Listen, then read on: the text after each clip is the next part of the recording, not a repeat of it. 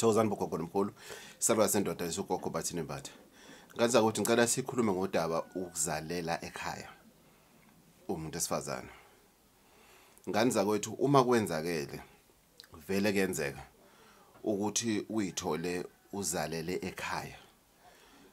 Kwangenza lutho kwaba indaba nje ukuthi ayi ukhulelwe sothini ayikho into esangayenza wonke amantombazana noma iningi lamantombazana adlula lapho akunankinga, go on with your life. That's when you find ukuthi uma usu ready for ukuye emendweni uthola ungenayo inhlanhla yomshado. You find yourself ungena luck yama boyfriend. You find yourself I relationship yakho meke yathatha 3 months usuku usebenzile 3 months, meaning in a year wena uba nama relationship of 4 in a period of 12 months. Sometimes you take a break for a year or so, which you want to focus on yourself, you want to go back to study and whatever. But still kuyafana, izinto zakho ivalekile nje ngqi when it comes to a relationship.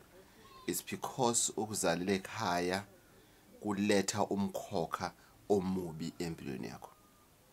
Uma uzalela ekhaya, it is necessary, it is needed, it is required of ifamily yakho ukuthi igeze ixolisele emndenini kwabakini ngokuthi nangu untomzodwa usegcine ezalela ekhaya, nangu usegcine ezalela ekhaya, siyacela lento ingagcina iphenduka umkhokha.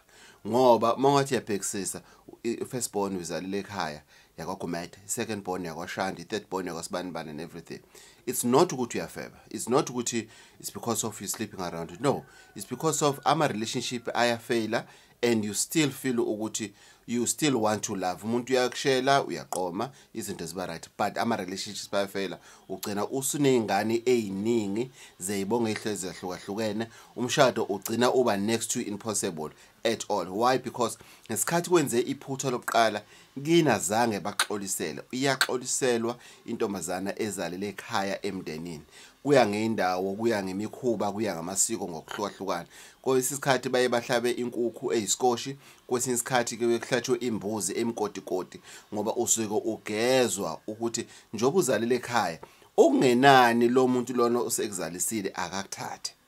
Kodwa noma ngasakuthathanga ke bageza amabala ukuthi ukwazi ukuthi ngakusasa ukwazi ukuthi you can start another relationship ezokulidela emshadweni.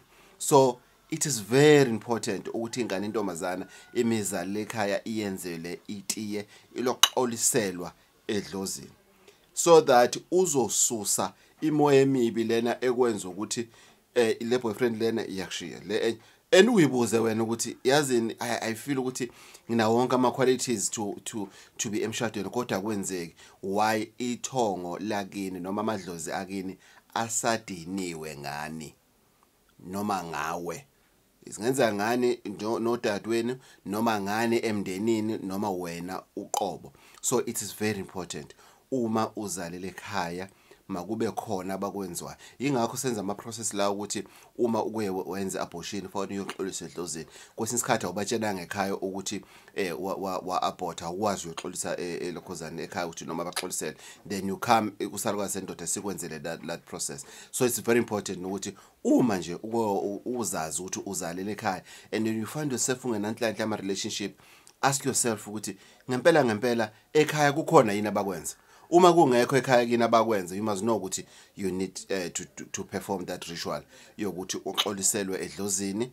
Leyo ke fanele ukuthi yenzelwe ekhaya or kumuntu oyifamily member, because ayikho into efihliwe lapha. Ayifani le abortion ukuthi ngoba zange ubatshene usaba ukuthi sekuzoba nokuthukwa izinto efana lezi that you can do ku traditional healer. But le yokuzalela ekhaya it's very important ingane zakwethu, ngoba uzothi uyenyangeni, inyanga iyageza, inyanga iyagcaba, yenzani, bakunika yonke inhlobo yomuthi wenhlanhla ongathi ucabanga uyitshene wena ukuthi hayi manje ziyampompa manje izinto zami zizohamba kahle, izinto zakho still zifail. Ugcina usuhamba utshena abantu ukuthi mina sengikhathela uhamba inyanga, akulungi lutho. Kanti hayi ukuthi akulungi ingoba azange ugezwe iphutha owalenza ngokuthi uzalele ekhaya.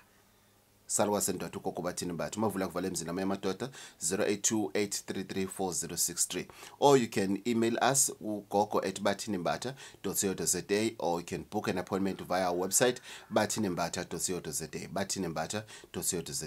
Inkosi Thelo Musa Maluchu.